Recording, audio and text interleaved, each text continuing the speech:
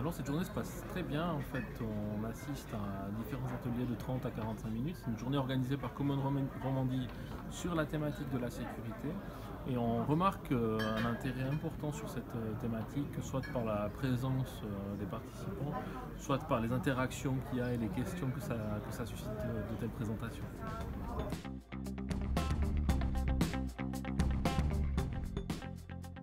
Lors de cet événement, j'ai eu l'occasion de présenter la solution Software Defined Network et quels sont les avantages ou les facilités qu'on a dans l'intégration des services Layer 4 à Layer 7.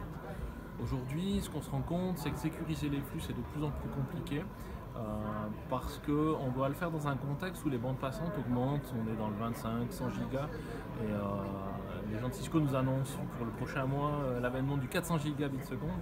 Et les équipements de sécurité capables de gérer ces bandes passantes-là sont absolument trop chers. Finalement, on a des solutions intégrées dans le SDN qui nous permettent de sécuriser les flux avec du filtrage en profondeur pour les flux qui méritent cette sécurité et le reste de le gérer au travers de la fabrique SDN. C'était la thématique. Les éléments clés du Software Defined Network, c'est de garder l'agilité dans le déploiement tout en augmentant la sécurité. En fait, la problématique qu'on a aujourd'hui, c'est d'être capable de sécuriser l'ensemble des flux, mais de ne pas ajouter de la complexité dans le déploiement.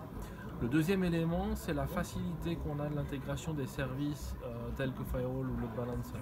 En 2 clics, on a la capacité de changer d'appareil ou alors de choisir si un flux va être redirigé vers un tel appareil ou non.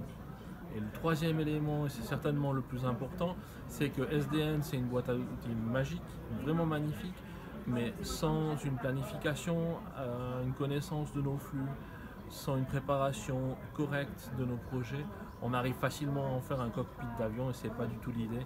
Ce qu'on aimerait, c'est que ça ressemble plutôt à un tableau de bord d'une Tesla.